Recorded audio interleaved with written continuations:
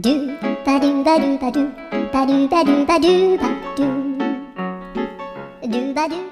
How you doing, everyone? Are you thinking about buying a new bike ready for the season? Do you know what to look out for if you're buying a used bike particularly, and whether that be from a dealer or from a private seller? Well, this video I'm going to give you some top tips of what to look out for. Some of you will be itching for the season to start like I am, and some of you will be scrolling the internet, looking for your next beautiful machine ready for the summer. So let's get into it. Here are some top tips. The first thing I would say, folks, is if you spot a bike for sale, do a HPI check and maybe even have a look at the MOT history of that bike, just to give you an idea. What problems has it had? If it's failed on an MOT for a number of reasons, what are those reasons? Has it then subsequently passed the following year, or has it sat with a MOT fail for more than a year? Has the bike been sawned for a long period of time? Does the mileage between MOTs tally up and make sense compared to maybe what the owner's telling you in the advert? So a lot of this stuff you can find out. Is there any finance outstanding? Has it been stolen? All of that sort of stuff. And that's the kind of things you should check out before you even go and view the bike. So let's say that all checks out and you're going to go and view the bike. What are we going to look out for? Well, let's get into it.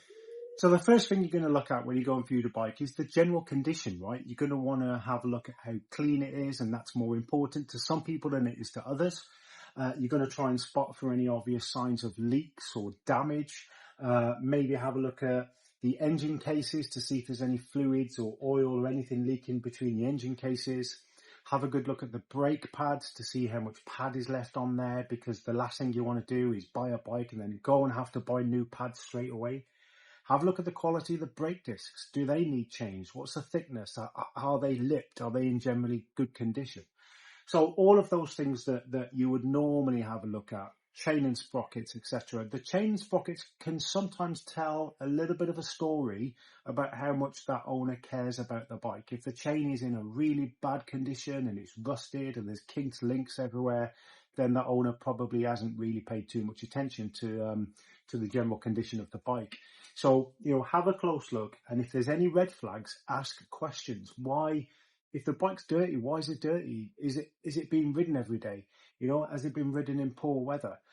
Has the owner just not had a chance to clean it? Ask questions and listen to how the owner is answering those questions, not just what they're saying. Any red flags at that stage, any sort of gut feelings of caution, you should listen to those gut feelings. It doesn't necessarily mean that you need to walk away there and then, but you need to listen to those gut feelings, because ultimately you're going to have to make a decision.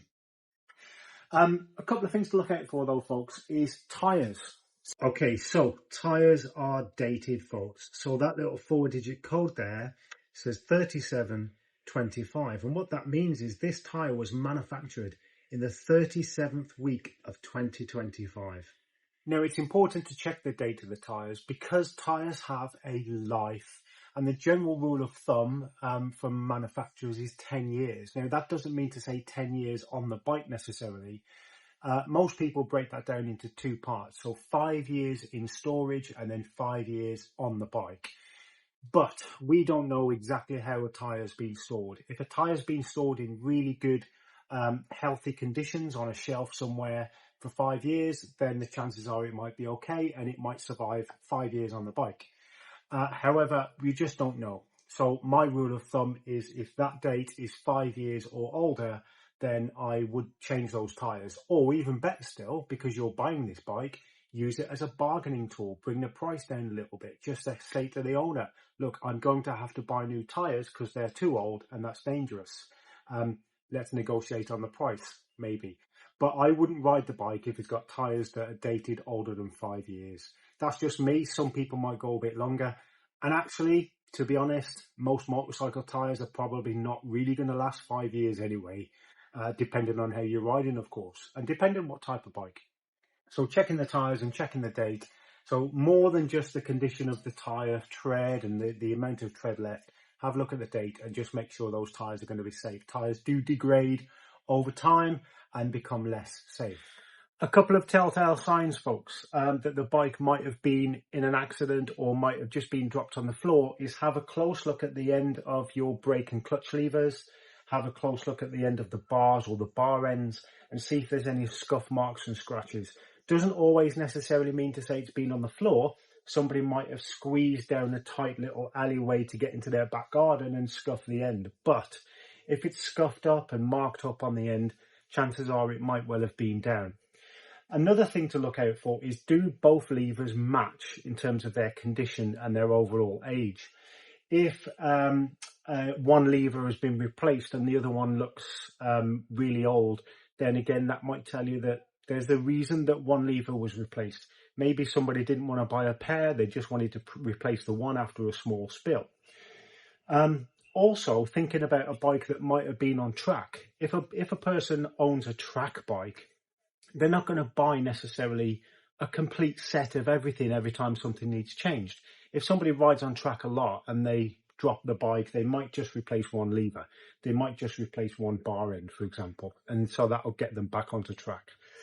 But have a close look and ask about any scuff marks and then just see how the owner answers. And again, get a feel for whether they are maybe telling the truth or not. We're not human lie detectors, but if a person answers straight away and answers confidently and it sounds genuine, it might well be genuine. You just never know, but it's worth asking. Have a look at fairings, folks, and the condition of the fairings. Do all the fairings match in terms of their colour and the tone of the colour?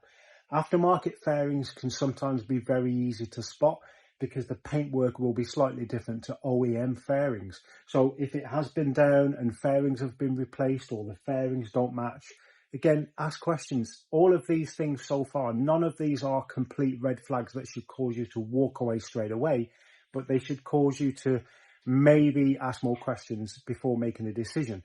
And remember, every time you ask a question, every time you spot something on the bike, you are building up a bit of a picture of that bike's history. You will never know the full history because let's face it, an owner, a seller isn't probably going to tell you the full history. But the more you can find out, the more careful you can be and the more things you can spot, then the better it is for you because you can make a more informed decision. Does the bike have engine covers? Now, this one doesn't. It has these protectors just here, but some bikes will have complete engine casing covers, and you can get some really good ones from R&G or GB Racing, for example, and they look good and they do their job of protecting the engine casing in the event of an accident. So they're really good things to have, right? However, if the bike has got engine covers, ask, are they hiding anything? Have they been fitted to hide a damaged engine casing, any scuff marks, any horrible scratches from the bike being slid along the ground? It's worth asking. Sometimes, and I have seen this before, where somebody has bought a bike, they remove the engine covers, and the engine casings are in absolute terrible state from an accident. So it might be worth asking.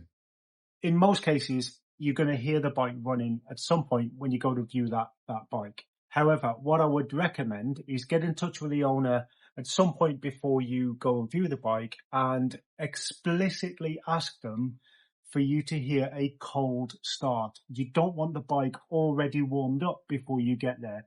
The reason is simple. Some engine problems can be noticed more so on a cold start, and it's important that you do hear that bike on a cold start. Any rattles, any knocking from the engine, sometimes, depending on the problem, that knocking or rattling will slightly disappear or even completely disappear once the engine warms up. So if there is any issues, you want to know about it. So you want to make sure they do a cold start while you're there. Has it had a aftermarket exhaust? And if it has, is that just an end can or is that a full system? If it's a full system and it's been decatted, has the bike been mapped? A bike should always be mapped properly if it has had a full system. If the catalytic converter has been removed, then it definitely needs to be remapped. If it's been remapped with a full exhaust system, has it had an air filter suitable for that? You know, again, modifications are really good sometimes because it means you don't have to spend the money on that stuff, but you must find out what's been done to that bike. If the bike has had any performance upgrades, then personally I would want to see some paperwork to back those up. And if a bike has been on the dyno and had a custom map, then there should be some paperwork to back that up as well. And again, just ask questions. You know, if it's been mapped, where did they take it to get it mapped? You'll start a conversation. Maybe it was done by a previous owner, and the owner that you're buying it from doesn't know. If that's the case, again, you're going to have to make a decision. And personally, if I bought a bike and there was no proof of mapping after an aftermarket full system, then I would go and get it mapped, because it might not be running right, it might be running too lean, it might be running too rich. So you've got to be careful, folks, really, and you've got to be cautious. Now, there is probably so much more that I haven't covered, but they're just some general top tips. So do your checks before you even go and view the bike. Have a look at the history, have a look at the MOT history, make sure there's nothing dodgy, nothing illegal about that bike before you go and put any money down and before you go and spend any money travelling to go and view it. When you get there, general look around, ask questions about the condition, ask questions about how the bike's been treated. Remember, start stacking up any red flags, start asking questions and digging into the detail. Have a look at the condition of consumable parts like brake pads, tyres, etc. Ask about any scuff marks that you might see on the bike. And then any modifications, especially performance upgrades, you want to start asking questions and make sure they'll be done properly and not being done on the cheap. And like I said, there is more to it. That's just a quick summary of the things that I've gone through today. But ultimately, you've got to make a decision, and it's not always easy buying a bike. One thing I will say, folks, before we end this video is some people will tend to stay away from bikes that have been on the track. Remember, if we're talking about sports bikes particularly, they live on the track. They're designed for the track. So that's where they should be. And personally, if I'm buying a bike from somebody who takes their bike on the track regularly but doesn't ride it on the road very much, they're probably going to look after it a lot more. They're probably going to service it a lot more, change the oil a lot more, and actually they're probably going to pay attention to how the bike feels and rectify any problems, as opposed to a standard average road rider who doesn't really pay too much attention to the bike. So being on track isn't always a red flag. Of course, if it's been on track and it's been down in the gravel 77 times in the last 6 months, that might be a red flag. But it's a decision that you've got to make. And the final top tip, folks, if you're not sure what you're looking for, take somebody with you who does. So thanks for listening, folks. Hopefully that's been useful. Remember, just be cautious if you're buying a bike, especially if it's a second-hand bike. And even if it's from a dealer, dealers can get caught out by dodgy paperwork and dodgy history bikes as well, just like you and I. And just because it comes from a dealer doesn't mean to say there's not going to be any problems or potential issues with that bike. So be cautious. But for now, stay safe, have fun. If anybody has any questions, feel free to get in touch. I can't give you specific buying advice for you because that's not my place, but I might be able to give you generic advice. So feel free to drop a comment or a question. But yeah, look forward to spring. It's nearly here, folks. Not too long now. Do ba do ba do ba do ba do ba do ba do ba.